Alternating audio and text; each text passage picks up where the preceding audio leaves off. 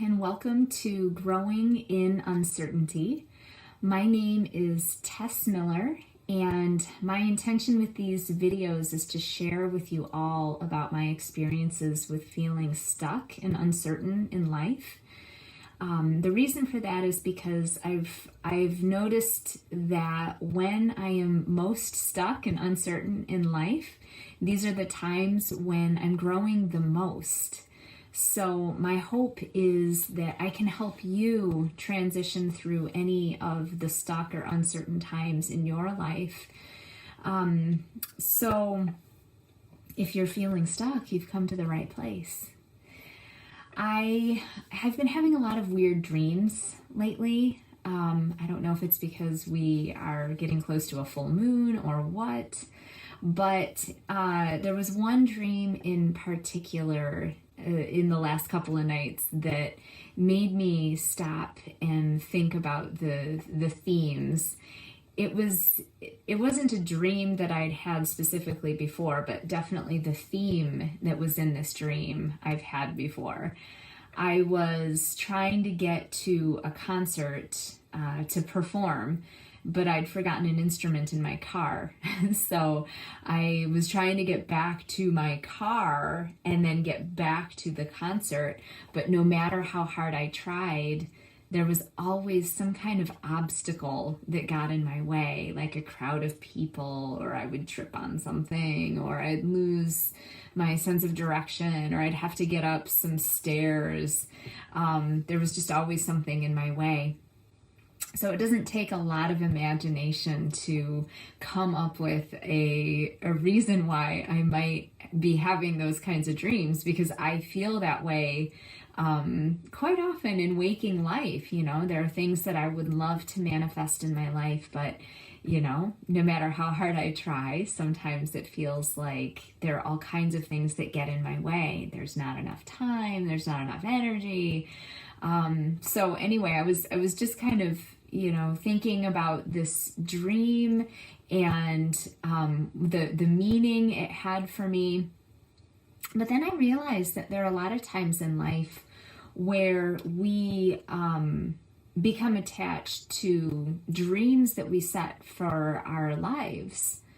And we can sometimes have a hard time waking up from those dreams too. We become attached to them. But as our lives change, our priorities change, we might get stuck in that old dream and have a hard time transitioning out of it. So a waking dream is really any time in your life when you have a plan or a vision or a goal for yourself.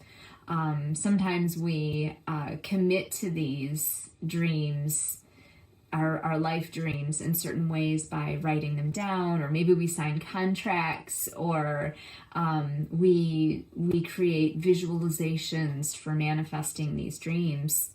But then, like I said, some things can shift in our lives and we can realize, oh my gosh, what if I don't want that dream anymore? Or what if that dream isn't turning out the way that I expected? It's turning into more of a nightmare than a good dream. We can get stuck in our life dreams and have a hard time getting out of them. Over the years, I've had various conversations with friends and colleagues about when they've gotten stuck in a life dream, a waking dream, and they've had to come to that crossroads of realizing, well, if I go down this path, it might lead me toward my dream, but do I really want that anymore? And, it can bring up a lot of feelings of guilt and shame, and maybe even some resentment.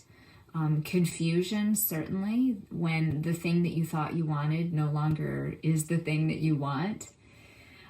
So here's an example. When we moved to St. John's, my husband and I, we didn't have a kid yet. It was just the two of us, and we decided to go on the adventure of home ownership. And we bought our old house. And by old house, I mean, it was an old house. It was built sometime in the early 1900s, and it needed a lot of work.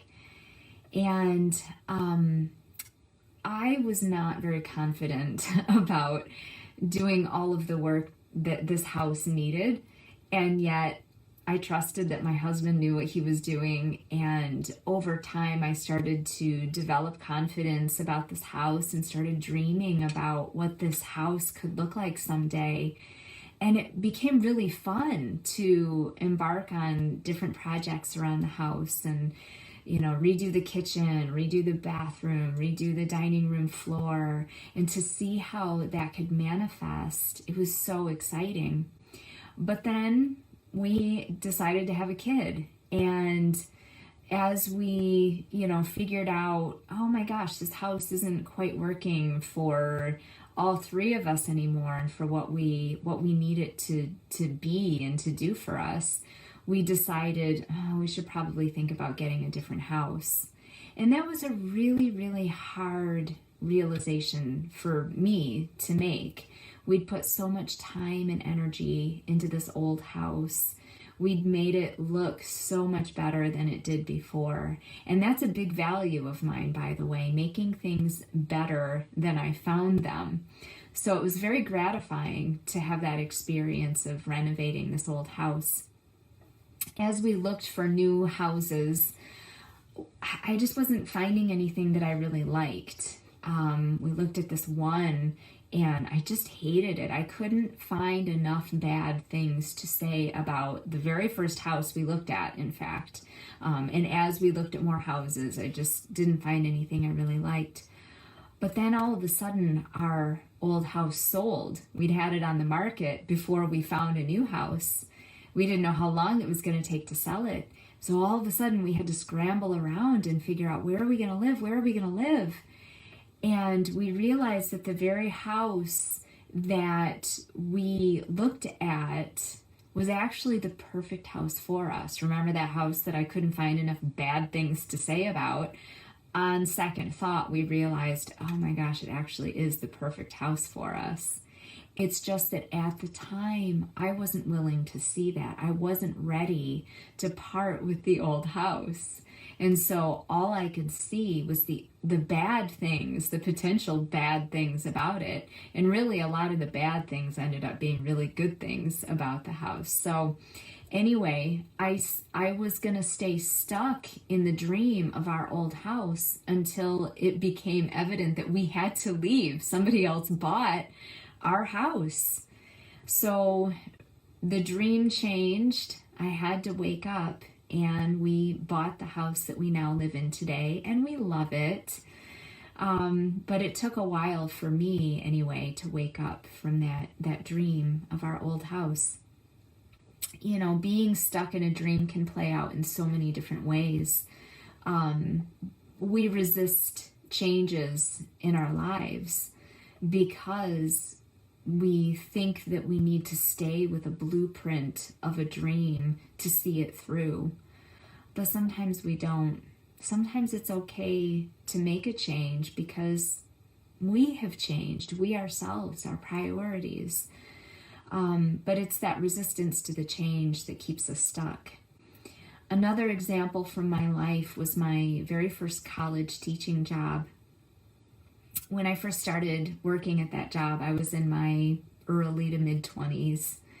And, that tends to be an age where we're really idealistic and we have a lot of energy. And I walked into that first job seeing so much potential for growth.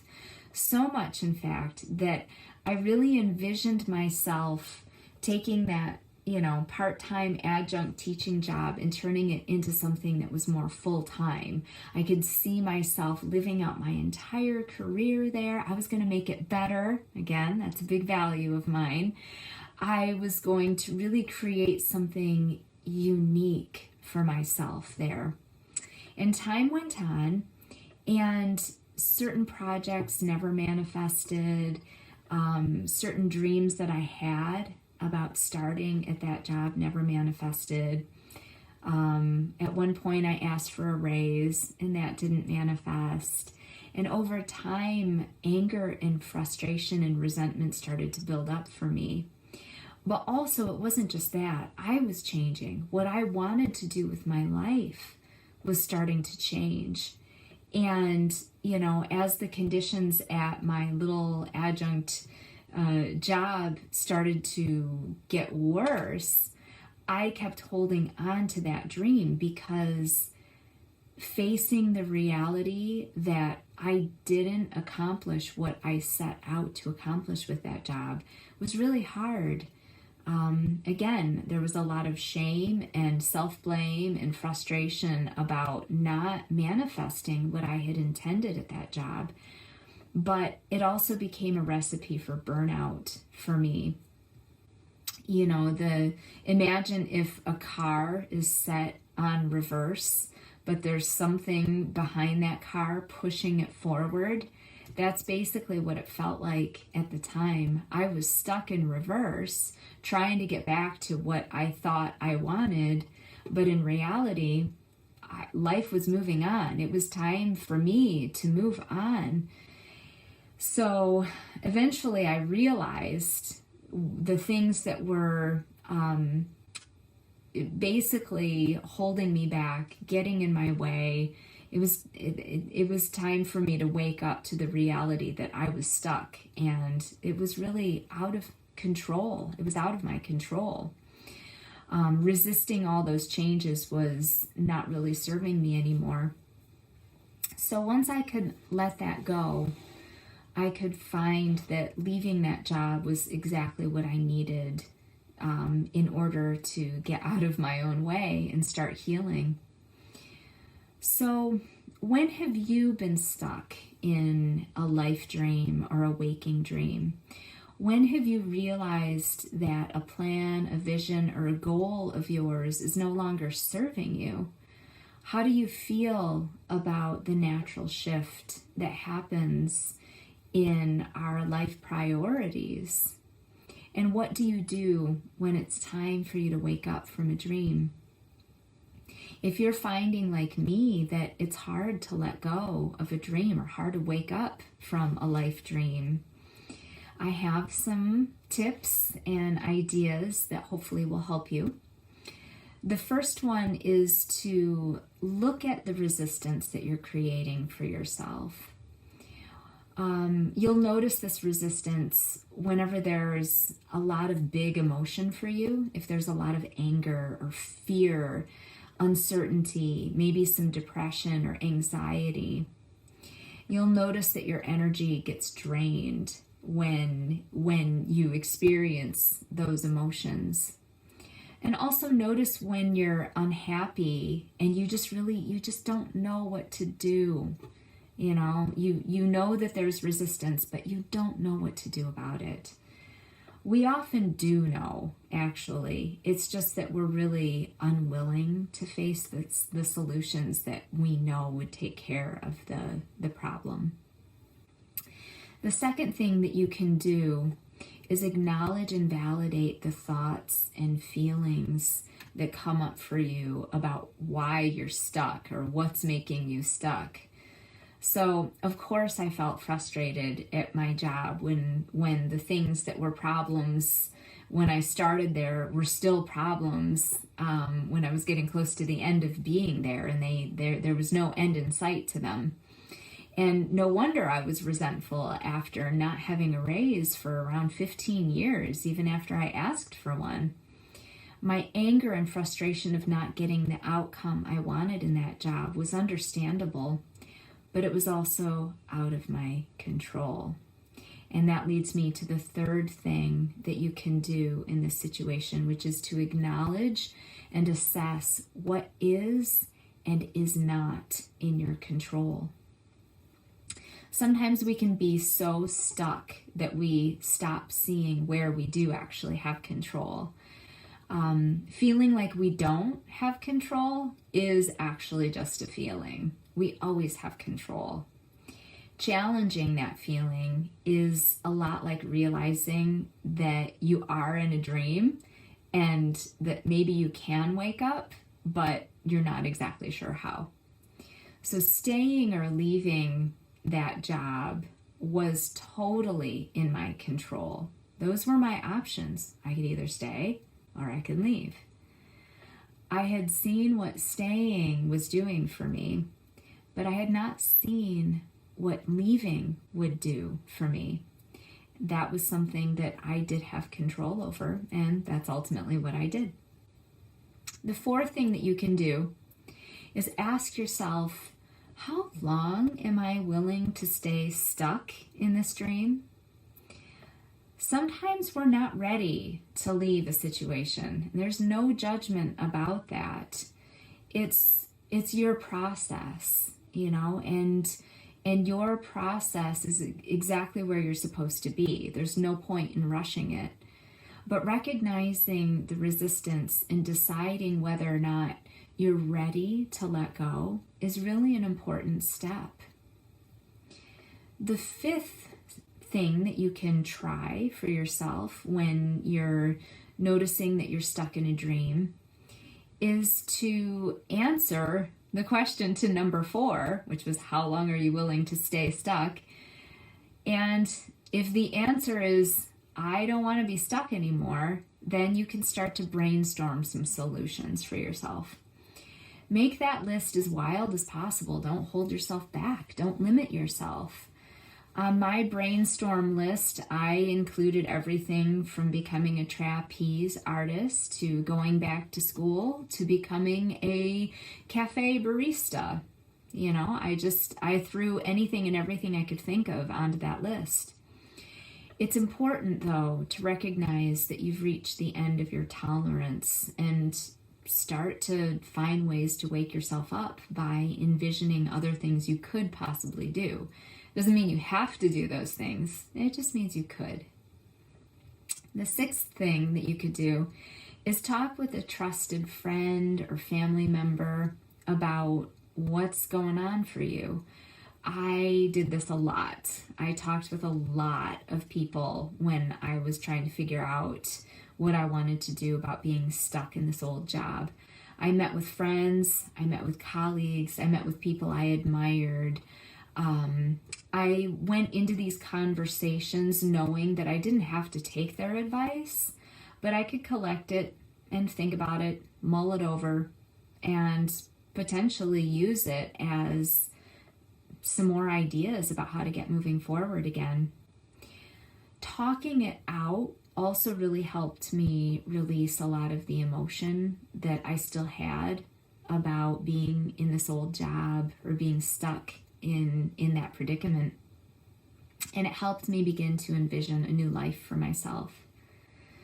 The seventh thing, I know there are lots of things here, but sometimes it takes a lot of different approaches in order to get unstuck from things that we've been stuck in for a long time. So the seventh thing would be to start imagining yourself in different scenarios. What would it be like to quit the job, to end the relationship, to try something completely different? How might it feel to do any of those things? What could happen for me if I quit the job, ended the relationship, whatever? Envisioning this new life allows us to momentarily and safely get out of our comfort zone and try something on without making a commitment just yet. It's like going to the store and trying on some new clothes. No commitment to buy. You're just trying it on and seeing how it feels. Sometimes you might need to do it multiple times, and that's okay. The eighth thing that you can do if you're still stuck is make a list of any of the activities or things that you do that bring you joy, just naturally, without having to work at it. And if it's been a long time since you've felt joy, it might be a challenge to step into new ways of seeing your life. So before you can even envision your life in a new way, find activities that just feel really good to you. They may not be related to whatever it is that you're stuck in. That's okay.